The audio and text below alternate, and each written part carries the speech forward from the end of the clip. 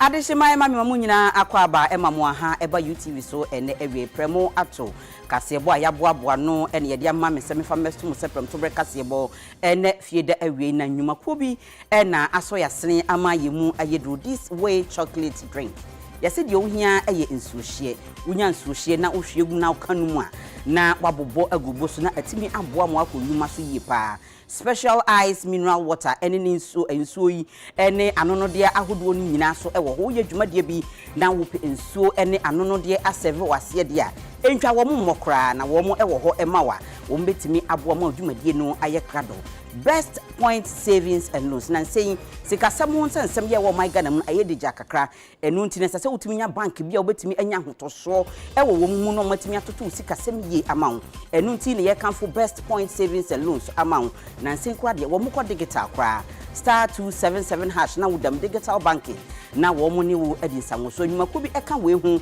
na wo maso ye mu ayi ayedu aye de kasebo no ebremo na kasebo no edoso yabo no dosopru enu ntine bedi mu akotene bi eni owura atofo sin e de atodwase Ghana ha sesia no ye hwese de niema ekọ ewe nsikasem ho a ye dafom timu a esese mpanifo ehwe eka ho asem na Professor Jampo so e de ato eye mpanifo a wo mo na hwe nsikasem so e wo my Ghana mu ni titiru mienu no eye owura eye oman ye photo sam for finance minister ne sese o mo e wo fere pa kasa abrin ko mo ankasa e de wo madwuma no ato fem sanso e na akokopie mu ewo adehia wo mo ewo olebu ewo nkankrodwam hase a wo mo ekyese wo mo gatese no eyade a eniema hodo a ewo wom na sempanifo behwe na wo mo etimi etitim na etimi eboa na wo mo nsu ahodo a etoto sesi ya no entumi enyiri emfa wo mo ensem bi eka we hu ya editie na edihwe ne esemufo asone so yemfam no seprom to breka sebo ene fiede awie ene channel 360 eye DSTV obehu yen wo ho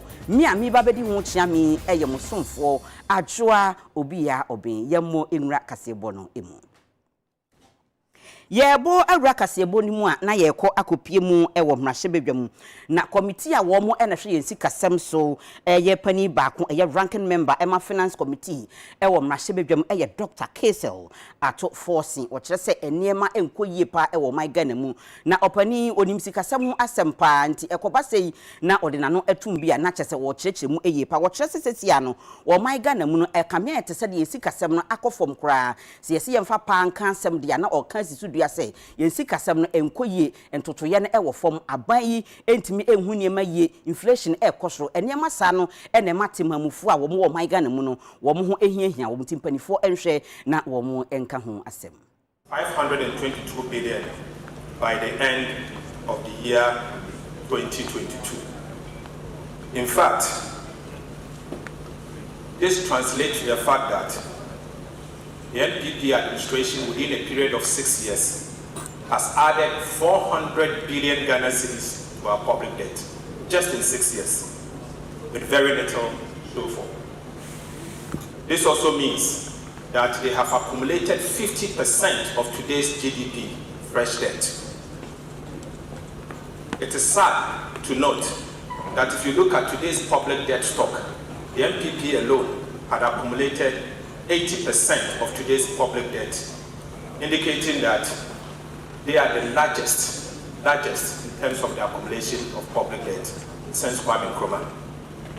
This government has successfully driven our dear country into the ditch by making our debt highly unsustainable to a point of no return. Ghana has been made poorer under this administration. Cocoa Board has accumulated over 14 billion Ghana cedis in fresh debt. ECG owes IPPs, independent power producers, over 12 billion Ghana cedis. Almost every single state-owned enterprise is insolvent. The situation is not only scary, but very worrying. Currently, the government owes contractors and suppliers about 100 billion Ghana cedis.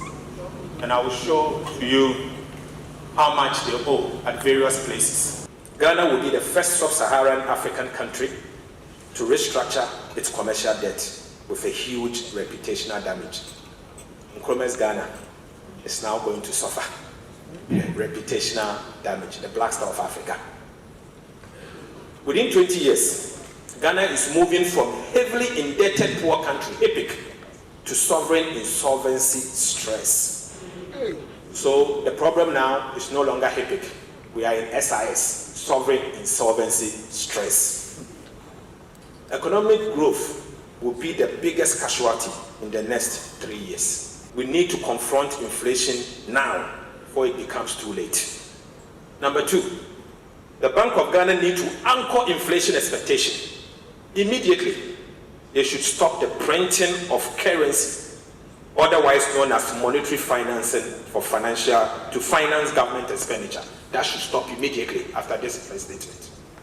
We also say that to stem the rapid depreciation of our cedi, the Bank of Ghana may have to call for an emergency monetary policy committee meeting and consider the need to possibly hike, even if it is for the purpose of signaling that somebody is in charge. Today, it looks as if nobody is in charge. Forget about what they are doing, meeting forest bureaus and black market people. Go and do the heavy duty. That is what the investors are looking at. Government must prioritize and rationalize expenditure by cutting all unnecessary and frivolous expenditures. Imposing taxes at this time will hurt Ghanaians and undermine economic growth and economic recovery that we all seek. However, there's an urgent need to improve compliance in tax collection. Na opani ba kwa wono so wakwadare ewo amanyosom akire mu pa eye owura Ransford Jampo ochirade ewo University of Ghana eye Political Science Department na wakasa ede atudwa se omaye photo samfo ene na bedi akire eye ne nwanwa pa se besi sabri no womo edasoa eti adwaso na se womo ewo ferie pa ke besi sabri nka se de Ghana fo kasa na empo MPP amanyoko no kwa B4 kasa wonhwe na wonfa na dwuma ento no nka sabri no nka womo ede omadwuma ato asansem we nyina no wode tu dwa ene ewo ade akye bia na se ade kyensroma so wa bra no be hia ye nuaba na ya kunama na wone no etwetwe nkomo ena no pa ya ewo UTV won kasa aye minister na nkasa ene deputy no omo ho ye me nwanwa yi say omo wo principles and say nka by this time omo de omodwuma eden eto na enura metete me nim say yampa atete say yese ba kokra na wa na adwen say nko de ne krata resignation eko matete me nim say I'm yet to confirm because say if you have principles there as I say would wudwuma eto even before say 3 weeks or 6 weeks no ebeso no e de kire say ye be call IMF can of ba out publicly say oh no enye na breso no de be call IMF onye omuni ompe ade a wo say wompe no now you are being forced to go to them and to conclude a deal with them. Can of say our political advisor and can you between aye and can kofo be bon say man say Ghana for mote ye say me catch them say me mpe IMF and ye say me na me ni ni mo ne enkoye negotiation ade a me mpe no me ntumi pretend say me pe enti no me dwuma ato and kofo be catch say wo principles now what the nga catch there say ade no mpe afi ye say wo na conclude na wo nso ye wo de nkofo ka se fi okọ ni nyina no wa eye wo de say wo betena say ya conclude I just say you don't have principles.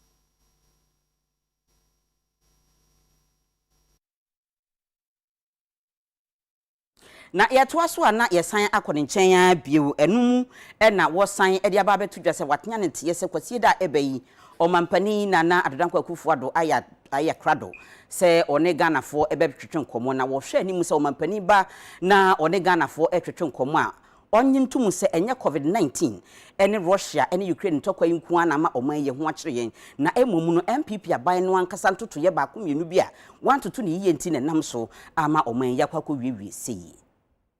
Number 1, onjin tumbu say enye COVID-19 ene Ukraine Russia ntokwa nkwa anti na ama yedu ahoyehim onti ase say one kasa nso wo kan bi. You see, if you admit say me anso maye bia you silence the opposition. Okay. Tijitum say yenso so ye ka ho ene mass ade e bae. Na so mo kan ho achinchin anu odi atu. To me nka so mo nka ho na COVID ne Russia and Ukraine crisis. And to me yembra onim the 4 penny about me. I say how can not or refer to a certain challenge. How can it bypass Cote d'Ivoire, bypass them, and come to Ghana? COVID and Ukraine crisis affected Oman for Biblia. And so ye man yes, Yankwan at the whole world, them say affected Yankrado. Into number one, he must admit near Oman Kasa yin year a day or how he buy it. Now, for you on chile near war ye. About to me I saw Ohana and I feel on chile on Kasama my friend is saying Omanfo akoma ntom yem na on chile your Omanfo so ebe to me ade aye omode beboa se na ebe ya. You see, we are all in a sinking ship and ye nyina ye obonto wo into when ye NDC and MPP asem enye partisanship because adena ekoso no affect yenya yenka ho no affect yenkora mo petrol yentimi nto esi nsu ko series me waache bebi a meto waache first me kwa meto ni na 10 series na me koto ma me se na ebe so me se ma me na adan o se na adan won te gana ende me se nie kane no de ma me ni na 10 series se ahe o se 25 series waache kura na esi entiminto and asefo into what is going on. It doesn't mpenimfo no kura MPP for mpenimfo ne NDC for mpenimfo, it doesn't affect them because omo de omo nye sacrifices bia omo sika omo da so je omo petrol de omo da so ye Daniel be ka kire say oh ya tete aban appointees for esika so by 30% me say mo boa eyampa mo mfa mo salary slip mo pay slip mo mfa be kire ne nhwe 30% no wo hu bi da omo de kan ye de brabra yi bi so keke omo allowance si no omo da so je bibia nsesa ma omo ye nti omo feel ni yi na mom yenfu soldiers no ye ne feel ni yi. All of a sudden, the professor, why a food soldier? Me a food soldier. Wunim. Oh, the professor said, crisis is why a food soldier. And affect you more. And you know, we all must come together. Okay. Well, you know, we should be speaking with one voice. So say, who could you more? You need MPP Jaso. I say MPP Jomu the Okwa Hoye. Then this is for na Hoye ding. You know, I could you back. Petrol, you know, is it petrol? You to cry a monkai. Well, in the affected 19, we should all come together, rally behind our leaders. And it's a call the leader must make. Say me pamucho momra na momfa montuma mede embo montuma na yenyina yenya no preko na ye hontoy ye nwie a mbetumi aye mo MPP ni mo NDC politics.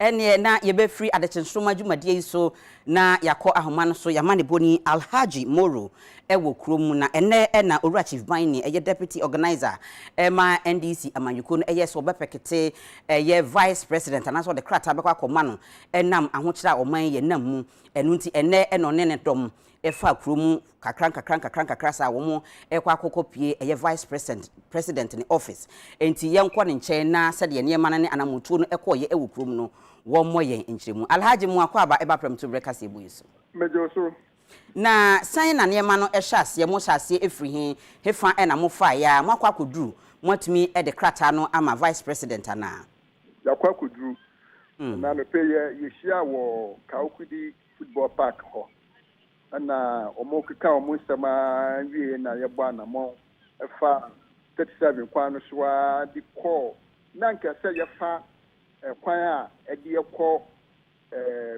Flagstaff House but police for na my kwan so ma yefa de ekọ 30 ekọ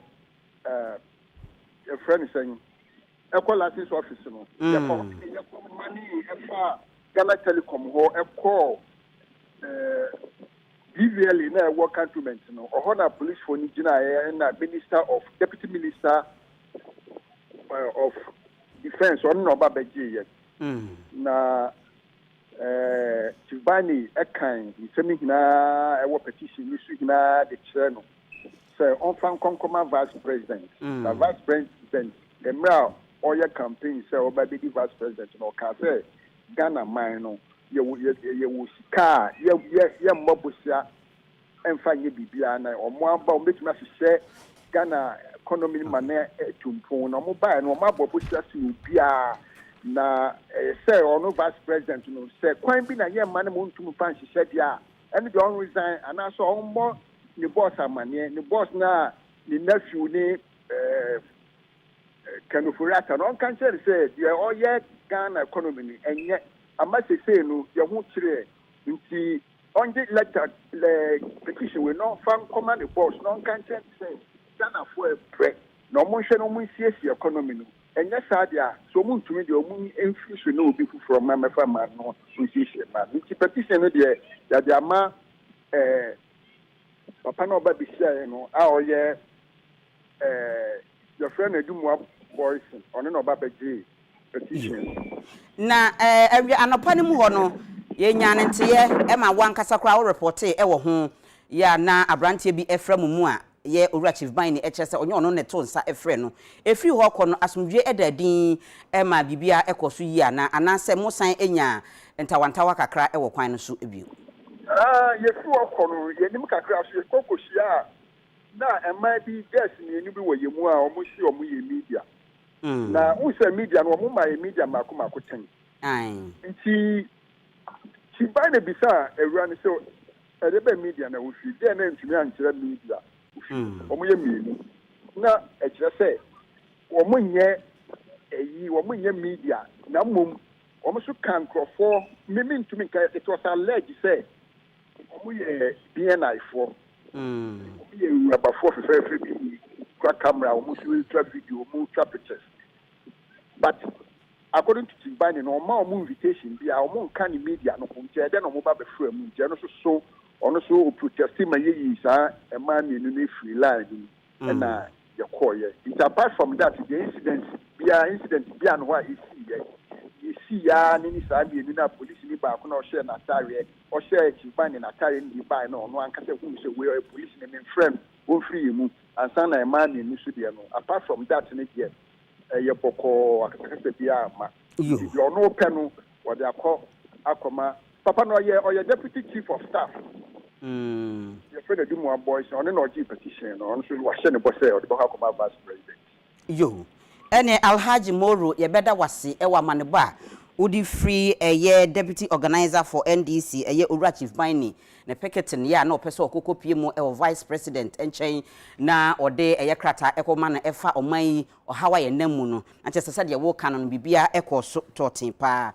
enti ye da wase yenko ensamfufuro mu na yenkopie mu ewo emrahye bedwam eho na emrahye bedwam ba no dani speaker of parliament right honorable Alban Bagbin de atudwa se ye nam emrahye bedwam fo ase papa na nanse ya wo mu ekeka wo mu ho ekasa ye efa ye nsidi ahoden eho no emese eniema ekoyi asesi ya wukokuru mu amse sidi no e de toto sika foforo aka ho bi te se dollar no a ayete se de ahoden no epeja nkakra sa enu nti ye na wo mu asese wo makeka wo mu ho amanako akowie sa. And because of this motion, you know what has happened to the state of our city. Just because people are gaining confidence that action is being taken, the city gained some value. And Parliament should be commended.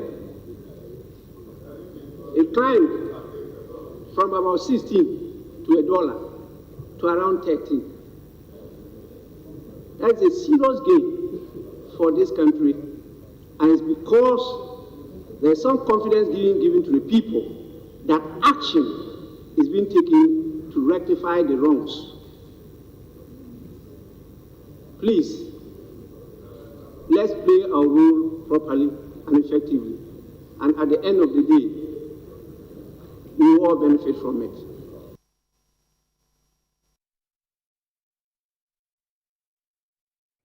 Onyankopon ya adoma yesi bosomi December mu a Farmers Day ebekoso eno enam so emaso ye hwe ye nnuane eni kuaye ho nsem so no nyumakuo mienu ahyase anase nyumakuo ahodo bi ahyase a wo mo ema wo mo emwa echese eye 38th National Farmers Day no wo mo de baba be hwehwe so no ena wo mo de sika kakra ne niema kakra etumi esombu eyie no wo mo de akokoma wo se wo mo enye na Nyankopon eye adom yesi December mu na wo mo eye Farmers Day no a wo mo atimi de abo akuafo ahodo a wo mo wo oman Ghana mu abaso no opani a ugina mu eji ye Robert Patrick Ankobia wono ene ye chief director e wo ministry ho wagina mu age eniema no nyina ada wo mu asepa.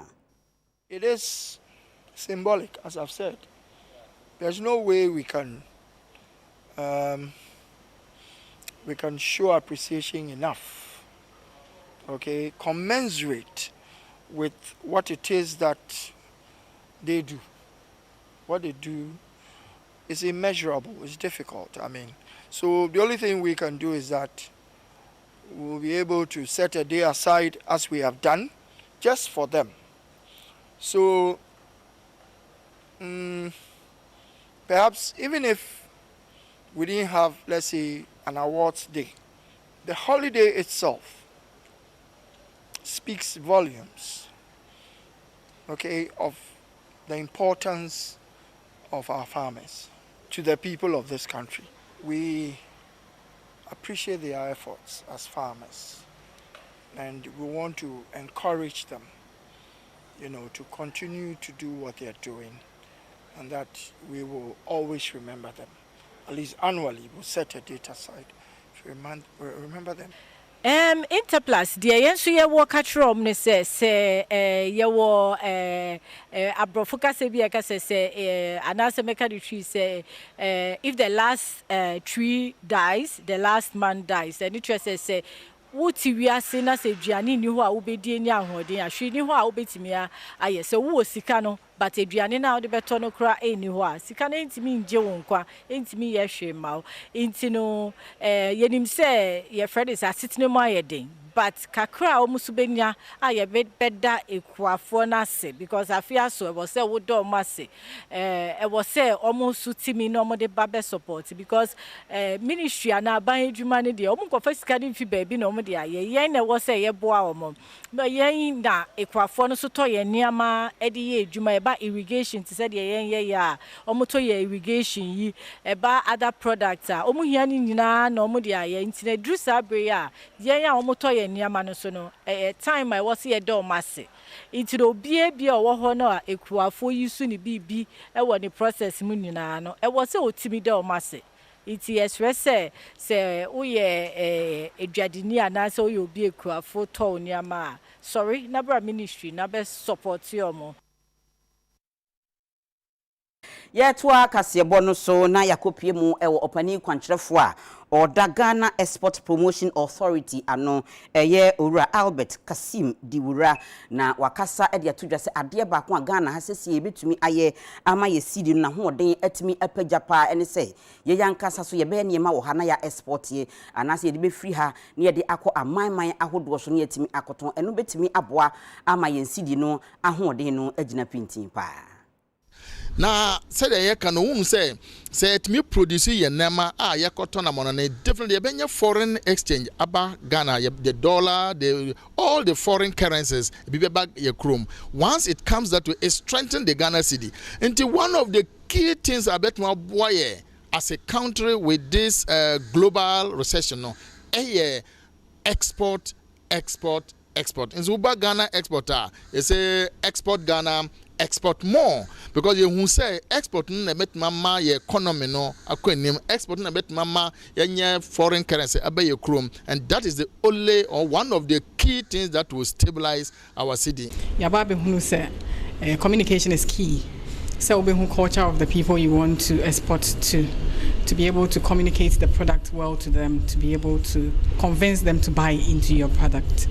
I think so Mababe who say export is one area it stimulates economic growth. It can help create more employment in the society as we increase production and also increase revenue. Then Ghana export why are the most of the time or they concurrence and ade my product actual but because of them in packaging so want to me export into I'm particularly the program especially niama worker the way you communicate with your products on to me selling and one the kind of weight you share there a country na yedere kwano ode yihu ade yere twa konwo bit the Japan day ediniama nkakraka kwa one family living on one pieniama nkasin so dey hu baby a package niama na da ko ehwe kwan be fa so a betimi adani ani by way of value addition say value addition so a then it gives us more room a bit me ahwe export market. And it's a program way about a bra a sim because say be export market na we see nya ehun nimdie ene ehun akantia a bit me aye we exporter is a serious business. A whole nye baby a etututu nema se. And into a program way a be any amie ehun obonu beka say the dynamics, the intricacies of the export issues.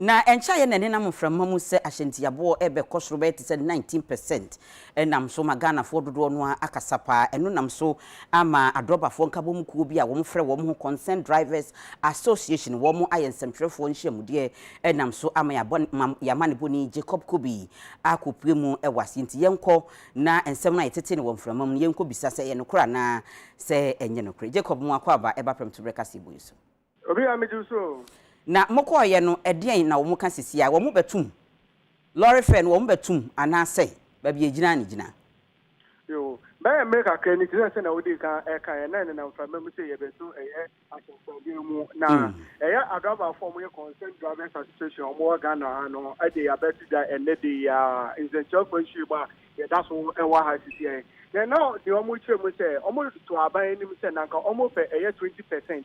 And about any of you no more, yeah, almost quite from say, and come back 19%. Now, I say almost free how they do fear. I say, I buy any for after us who move you. And you know, I go ban the salon, that 19% now, I buy so the Bemono, almost NG. You see, if we and they go, I shall or sinner and a particular to know. Drivers are more concerned drivers association, nothing in no, almost 30%. Now, if you knew how more we back or move it, or more canoe, no, or more shop with drivers, me say, one or more a 3 months in kind. Kumasi, after all, any baby, no, if you or sinner and a particular to econo, almost 30%. Now, you almost can't say, sisi a woko krom na okoto ade a opia brofo ba ko kan dollar ni yama munzu no yendi dollar enso no bibia obeka okoto bia no yesi dollar bo ayede afensu no woko abosoka na okoto omunyama e wa abosoka a se okoto ade no ene 20 cedis a o kire obeko na 30 cedis ebi o spapers obeko na 100 cedis no the next day obeko no na 300 cedis. And after almost drivers in the baby, or if some are to petrol moon, almost as I said, almost be through a fair moon, ama or Mukawanes, I did about 72, 82, or 80, a garage or almost on. That's one of Muki taxi, any bus I can see me now. So, to an Akawanes, no, I did no, 82, almost on. It's a man almost drivers, no, or Muchi or Muye Pa, a year or Muchama, a year, Pauli. Pauli na ya concerned drivers association of Ghana. Onu na ya omuchama, onu na dey asen we etuda ene ana pay ya. Yo, enu ntini sesi ya na wotu wani ehwe krom ni ade ne sade nehema ekono adobafo aka no sen na wo mo gine sesi ya na afa sukura ne eye wo mo wo krom asesi wo befa ahye ne ade no wa hwe sade krom aye no asen na nehema eko ewo ho. Okay, yeah. Koba Nensano, is incentive for ensure we was so to our office or you feel one air yes to station home and a driver for the echo Katai. The Omo can say Omo the Omo Yanti and a CA and I know much to in Framum. Now, and your Mujina no more concerned drivers association nothing. A people and you know, every and then echo system period on Behunium, man. Then one or more air concern nothing here. Almost penny for no, I can't idiot. A China for two to almost better say almost this penno ever to that. Now, you know, one or more forecast in the no move Kata, almost we say. Papa at the Amomo. They did kind. To say you better fair move, yen two or more pay me. After Granny, in Yama, before I had the Ewo Group, and to say, and concern for some move to more, and that's a double for some move to Munima, and almost about to say, some move to my year or Slana, and Monday, or more are buying Bomody, no onto a yes, my phone to Alma Akasu, Senator, or Mohon Bear. Yo, Jacob Kubi, ya beda wase. ewo amaneba odi free ye press conference a ye concerned drivers association for ye efa ahyentiabo ho yenko ensem fufuro mu na yenko pie mu ewo omampani dada John Dramani Mahama yenko na kachi na enura na opani ekasaye eto Ghana fo nyina anim ya na asentia na se team ya wo mu ejina so ene se building the Ghana we want na se kwan ya ye befa so akyekyere Ghana no se de ya nkasa ye pe no no ena ne kasa ye mu no wode ebetu dwese ade ba ko a osusu se NPP aban betumi aye aboa ama oman ye ho atimi ahenhan ye ene se na ban mu nipa no wo mu edoso pa sankofo we nyina so no wo mu eda katua so salary so abosumi bia na yetua wo mu eka enu ti sa ban epese enema ye yi a esese wote enipa no so se de be ya ebetumi aboa afi su kura no aban wo boka ewo bibi ho a esese oto ne bo na osese ne yie se de be ya ebetumi aboa na sika odi ko wura mu ene ne ma odi ko toto ne ma bi ene ne ma bi a wo sese no ewo sika kwan so no wotimi etete so sakra wotimi eye ne sade a ebetumi aboa ama oman ya fa yentuma pa afra pa in keeping a needlessly large government.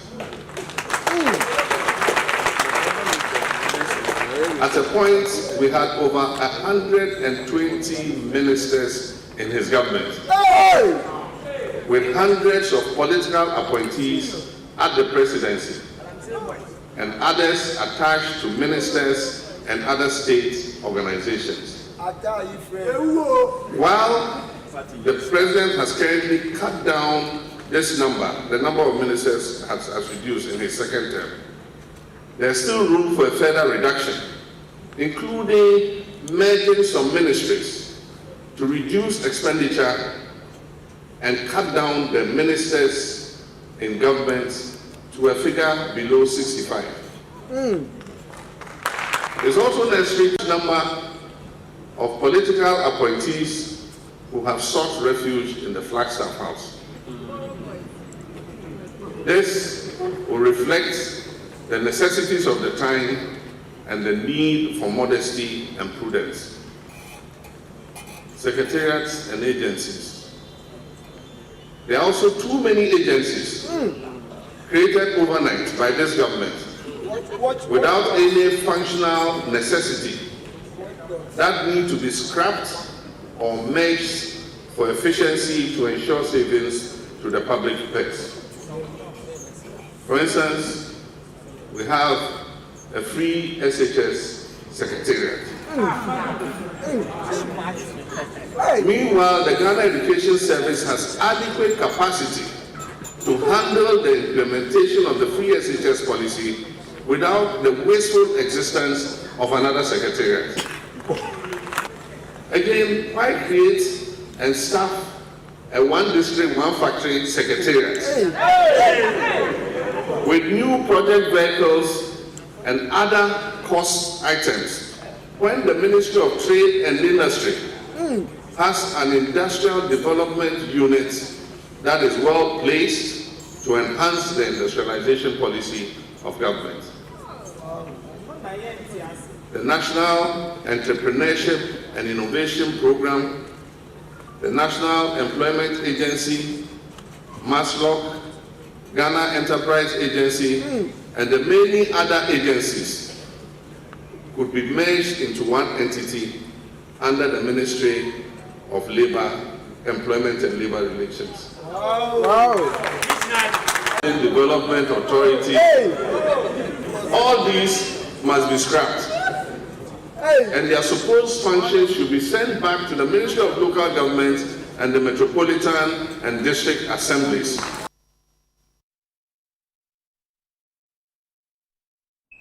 Ghana National Association of Garages nkabomku a wo mo enehwe garages ahodo so ewo oman Ghana mu atese wo tonton cars ahodo no a na wo nkabomku no wo mo akwakoyi empanimfo foforo kra na ekuo ma no so afa konya yi so atoto asrempanimfo se wo mo emra emeye adwumaden se de be ya amaye kuo no ebefa ne ntoma pa afra.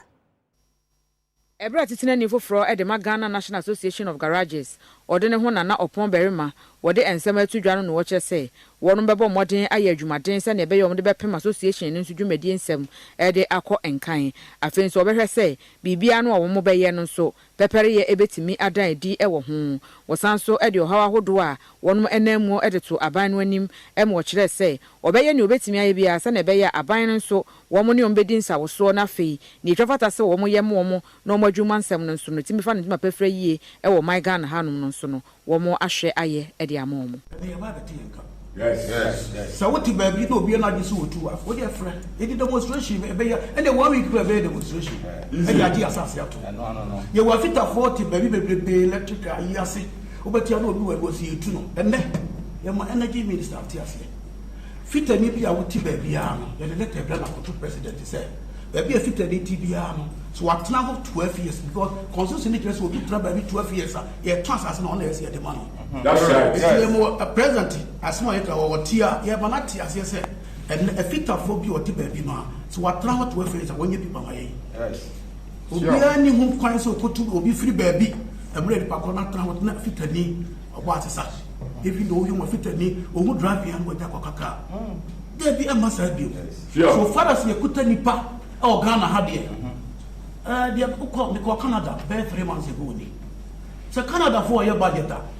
Omo frɛ mechanics wɔ no do mo ba no mo ba bɛhwɛ omo so do mo dia na Ghana no ti sɛ aye budget wi ye de demonstration ka tɛ sɛ ye nti so sanity the benye nipa wɔ chamber or parliament any budget bi e be bia no mo frɛ ne so ye mɛkyerɛ ya bere because is here wo hei ɛnɛ so wo mo ade 10 cities wo na 40 cities ade ti the basa ne ye budget wi na ade be engineer e fi sɛ wo magazine a ye to e bi afa sɛ 40,000 obo ho anse bia e ko be 80,000 yes spare pass for nya adwuma nye e fita for adwuma nkoso it is the finance minister or dia so ye budget bia no a o ma ye chamber or parliament dia so mekere ade asana budget na ba wonte thank you professional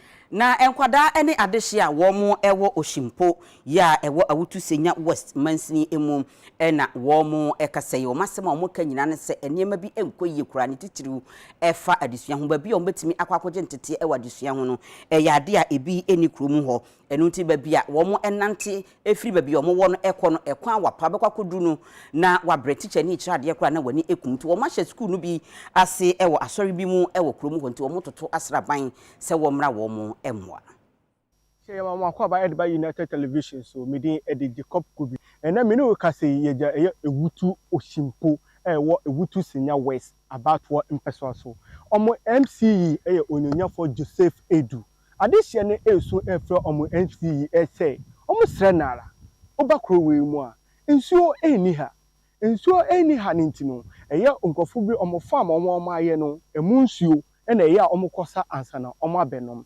adehye ne kiremu a nsuo omo konsa omo nya adaje na omo anuemu ansana omo anu esanse bi wo hwa na nsuo kom de omo anase ebi obi fiefuo mu eba na nsuo kom de na enu ano benom efie anase omo ye duane bibia nsuo ya eda hoyi eno omo nom adehye ne kiremu se omo de akoto asamne nenim saa obia enye omo moa enti omo sere aban se omo bebu omo na omo nsuo papa enum wo ha na omo so omo ye Ghana fuba ewutu oshimpo ha se ya school bia eni ha se omo nanti 4 miles e de ko krofu fro so ewutu breku anase chocho anase ahintia ansa na omo tumi akọ school e wo ho mo enti omo sere aban so omo bie school e wo ha emfa mo omo ndi ame hia se aban obaboa me se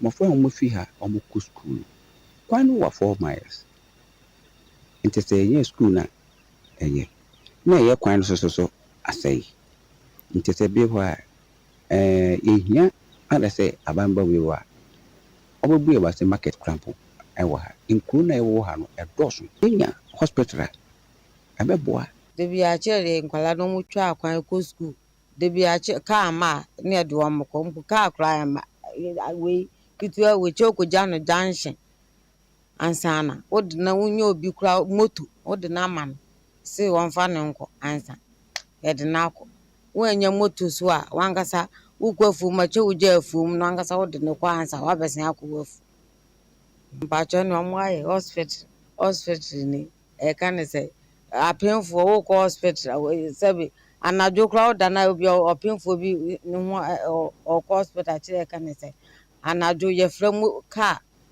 wanya car wa krama ya che na wo hu aka we akuti ansa na ɔmo abefa no wɔ ha mo se no ɔmo de no ɔhene school asɛm kyerɛ sɛ wɔn kɔ ofi ha kɔ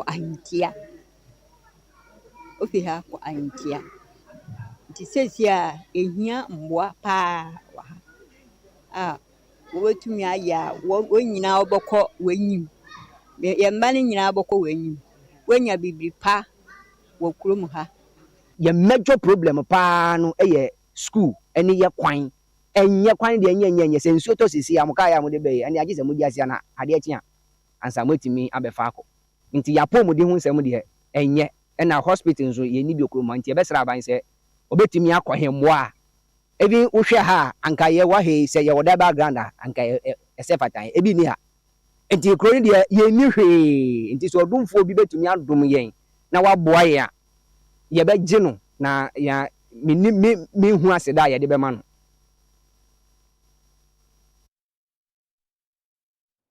abusuafo mu guso a ehwe UTV promto bre kasebo ene fie de awie babi a yaduri yebetwa ye ho na yakwa akɔgye aboafo nkrato aba ye ba David Oforisafo Bongo di Fara e de agodie mu nsɛm bɛba enti menkɔ baabia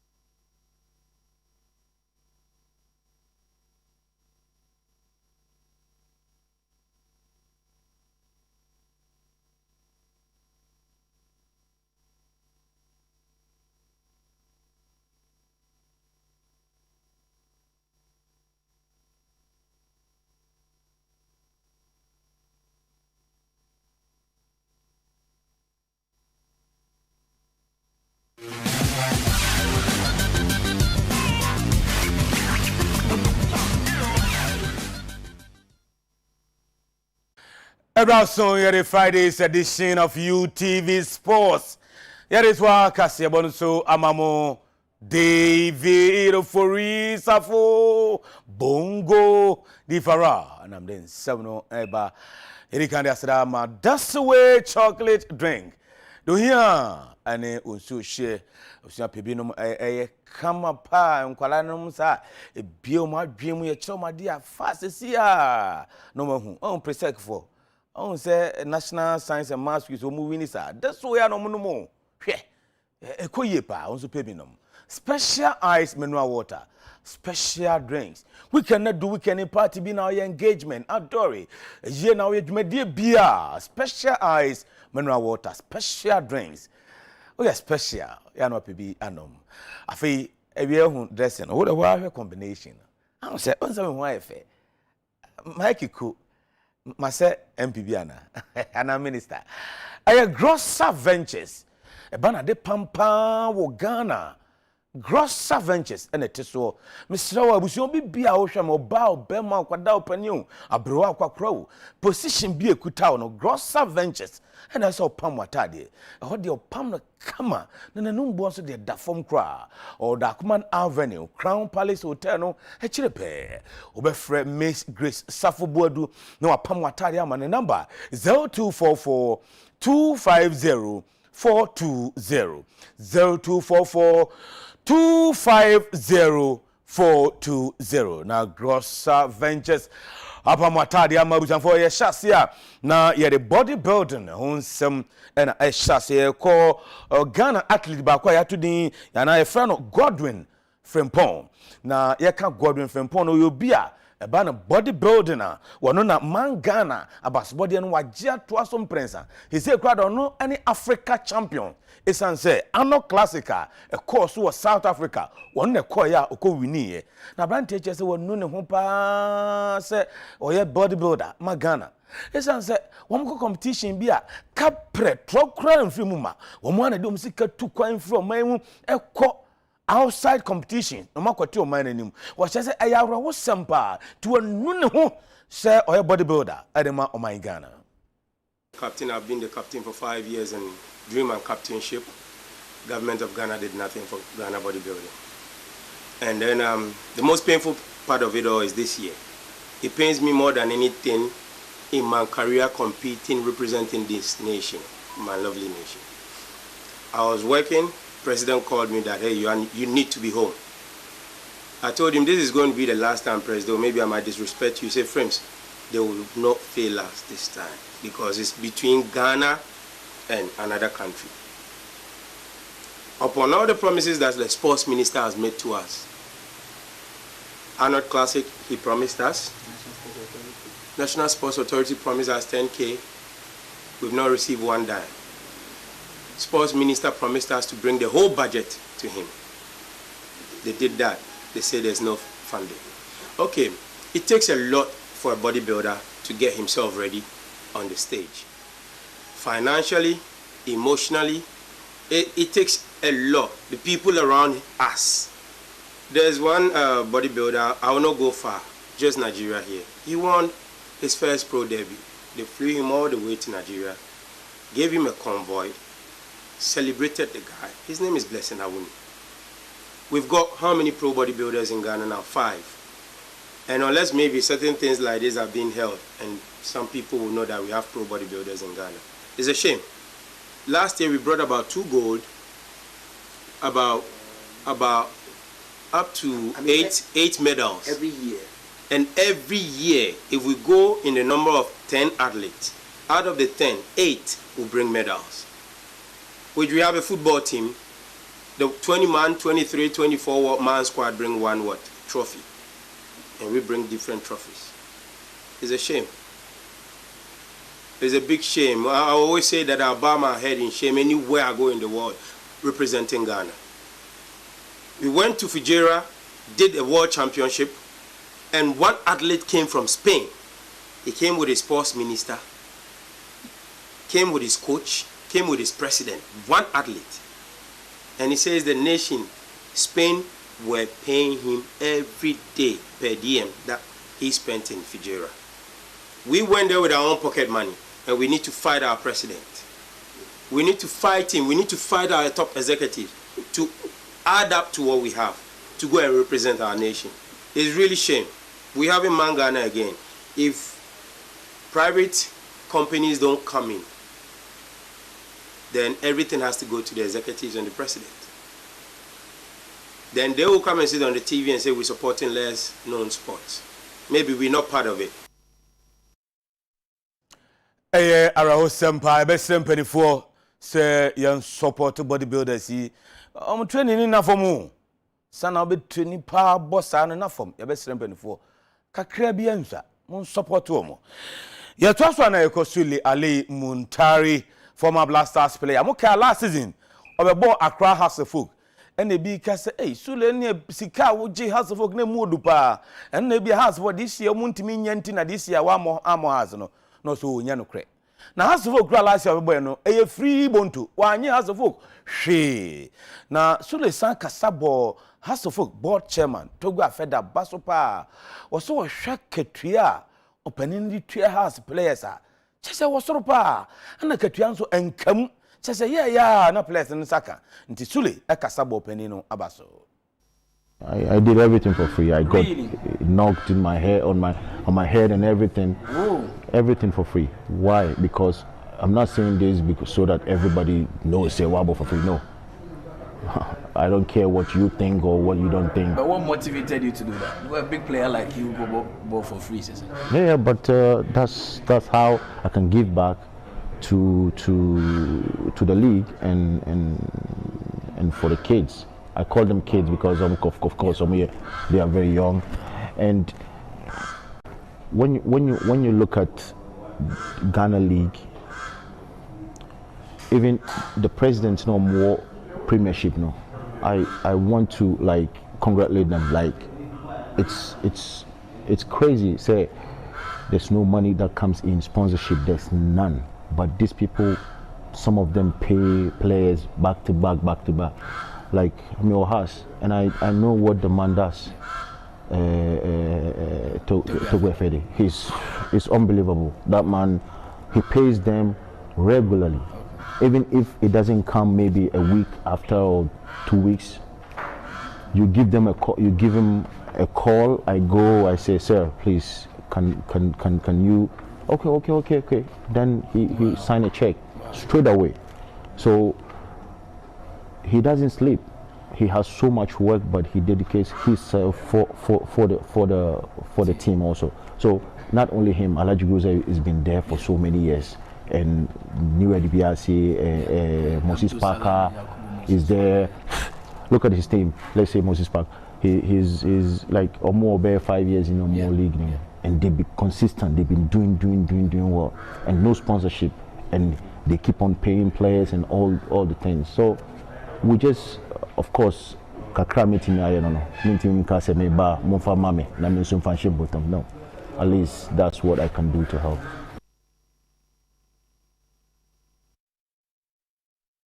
Sule Ali Muntari one Dan Kweku Yaboa head of sports despite media and Edi and Komono. Now yet was one Ghana Premier League is back. After say court, the Premier League is back. Hashtag bring back the love. Now weekend matches outdoor Etoja our Premier League near her fixtures and said it here. When I'm at my channel Saturday across sports, you don't know. Glorious Accra Hasselhoff, any BB, any goal stars. China 29th, I told you, our cross sports in a fee. Sunday, Bechem United, any Odan Kotoku Royals.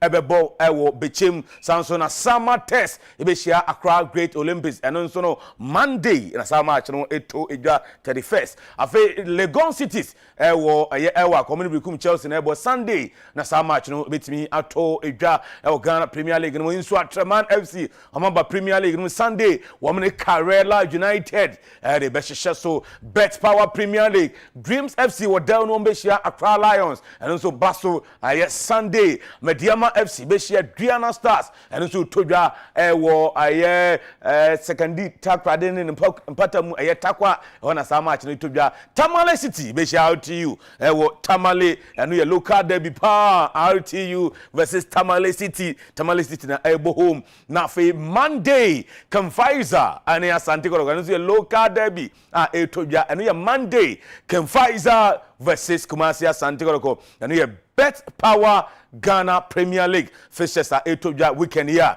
and also yere hu nsem ema afefo na yenko eye ema Premier League no ensumu na yehwe matches a etodwa ewo Malta Guinness Women's Premier League no emu match day 4 ya chemu ya Northern Zone and ya Southern Zone na Northern Zone matches a etodwa nse na tie Northern Ladies ebe share Ashtown Ladies ebe todwa enne ewo Aliyu Mahama Sports Stadium wi anom yensa afei echana Saturday no Prisons Ladies ebe share Supreme Ladies ewo Sunyane Coronation Park sanso na Sunday Fabulous Ladies ebe share aye Ampem Dakwa Ladies and ebe todwa wo Bantama Astrotev eno Kumasi Candy Soccer Academy ebeshia Pepia Ladies eno yekwasiada na na Ajiman Bedu Park sanso and alco Southern Zone eno say na tie Malta Guinness Women Premier League and League Nef Yanko League Centers Nyanko Supportum Tender Queens ebeshia Zakes Ladies echana Saturday ewo Presec Legon School Park afei Army Ladies asoja former no umeshia Rich City ewo Ewa Sports Stadium echana sanso na Police Ladies opposite former no woman so woman any omobo against soccer intellectuals ewa Chimota School Park Isium Socrates Ladies Special Ladies Strikers ewo Mankesim Astro Tef no so na fe Berry Ladies and Faith Ladies e dey so ewo Medina Astro Tef na yanko National Division 1 League nso and so matches outdoor A todwa na zone 1 ya chemienu yewo zone A and yewo zone B na Zone A no Kasina Nankana FC Beshia 11 Wonders and now afei wa Sunta FC and Mana FC the ashisha so Steadfast Beshia Kumbung Bimbiem FC na wa Yashin and wa Yashin Juniors and the BB and so the ashisha so oko Zone B no so say and a Zone B no and so tie Bafo Soccer Academy Beshia Unity Stars Mighty Royals Beshia Nkranza Warriors Bofwakwa and so Bob Macha emu Denepa yanko Zone 2 now no say Pacific Heroes ewo Division 1 no wombeshia New Odibiase United Nzeman Kotoko ebeshia Wafa sanso na Kempon Football Academy ora Canada Japan team no na eda first ewo Zone B no mo wombeshia Sky FC ewo Gomua Fete Baseke Holy Stars ebeshia Soccer Intellectuals ewo Camp Park enyina se Future Stars ebeshia CC Mysterious Ebusuan Dwarfs no mo de ashisha so eno aye Zone B matches a etodwa on National Division 1 League nimu Secretary All Stars ebeshia Nations FC Dr. Kwame Che team no Sansona Bibiani Dance Park no Asekem FC ebeshia Swedro All Blacks afei yanko Zone 3 na no so yehwe matches a etodwa Gordon Atram the team Atram Divisi ebeshia Volta Rangers ewo Tema Sports Stadium enanwumrei Samsung Golden Kick FC ebeshia na God eno ye china ewo Tema Sports Stadium afei Tema Stadium Sunday no To-Do Mighty Jet ebeshia Liberty Professionals Akotes Park ewa Kosomo Crystal Palace awombeshia Tema Youth Sanso ana Uncle T United TT Brothers team no wombeshia Akachi All Stars ewo Fred Krenzel Parker eno Pram Kofodia Sempe FC ebeshia Pando Heart of Lions eno Ewak Sports Stadium Nania FC abedi Pele team no ombeshia Susubribi United na fe last match ewo group no munso no eno ye Zone 3 match sa etodwa omanfo nhye nso emayem na fe yemfamu enko National Under 23 Black Meteors womugina kono kwasiada ebai ewo Kumasi Baba Yara Sports Stadium Kumasi fuei yenyina yemotwi na Sunday yenko time Meteors echi womo ane Mozambique and they share so first leg muka last week Ghana kwa we ko twoma kamienu momte kanin ba ko Sunday goalkeeper Dan Lad datramu na free bania ginani mo goals ni besu ewo Kumasi Baba Yara Sports Stadium Meteors versus Mozambique qualifies at the Olympic Games and coach Ibrahim Tanko in the Mantiano at the Chesson the Sunday Kumasi Fuena Yanko Kumasi Babara Sports Stadium then time Meteors and Switchy Yanfamuko England Premier League then see how matches are etoja over the weekend EPano a China Saturday 11:30 Ghana time Leicester City and Man City a Mube Dem Papa a real 2 Bournemouth Ebeshia Tottenham Hospes Sabre Corner no Brentford ebeshia Wolverhampton Wanderers Wolves no dey share so china 2 p.m. no Brighton and Hove Albion ebeshia Chelsea the Blues they say Chelsea koyo new coach by Chelsea lose match ba kokra nti mbeye dankasa Crystal Palace ebeshia Southampton the Saints now for Newcastle United the Magpies ebo home omni Aston Villa and ede be hye so matches ahodo etodwa no eno afei china 4:30 p.m. no Kevin Cottage Fulham ebeshia Everton no that so a chance so 6:45 Ghana time no Anfield Liverpool you will never walk alone chairman general team Abeku Santana team edibedi akom team in Liverpool omni Leeds United and ebeshia so Sunday matches are 8 Jan say and it's here Arsenal the Gunners Sunday 2 p.m. Arsenal beshia Nottingham Forest Manchester United and boss Dr. Father Dixon the team Man United only West Ham and Ebo said deputy news editor will be in Pensu team no Manchester United only West Ham at the so where matches are etodwa Europe over the weekend and also yede honsem Emma afefo na no so na yegina de agodi emu nsem UTV Sports yede akọ na awieye na eraseda ma that's the way chocolate drink do here and unso share special ice mineral water special drinks or for our share me wie so special you know pe bia nom na hontade no say matade na efe pa I gross ventures me so friends see anom pam bi ma Miss Grace board number 0244 250 420 Ajua #Ajua Obia Obin Ajua Bongo. Bibia boko de. Bibia boko pa medasi. We dey unsa to me nase. Ato na. Anti mame mfa and asedaka se nso e ma kojo shoes. Okay. On say kojo shoes na shempa bo humpa bo nse. O de wa check it. O de wa. As a Italian you know board den pa. Kojo shoes no. Abusia e ba no mpaboa pa. Oba obemma mpaboa wo shako program bia se dia. Eye kojo shoes ye kama pa mesrawa kojo shoes de obehu yen ye shop no Dansuman runabout hon ye opposite ADB bank no and ye showroom nso no e Dansuman Sakaman ye ben enso nyame ye bar stop ko social media so Instagram ni ade ne following at kojo shoes kojo no eye KOJO now they are following kama and I'm afraid 0244 179759 0244 Mata de Lane Style Clothing for ene ye mame frɛ wo mo e wo 0244 257912 0244 miti beauty product by Eve frɛ no e wo 020 7825296 020 7825296 yede ya production team no nyina ase se na wotwe wo mu eso yimu ma yede kasebo no ebesom mu enti yeda mu asepa yenye ebedi hu chia me eye musomfo Ajua Obia Obin mene David Forisafo Bongo Divara yeda mu nyina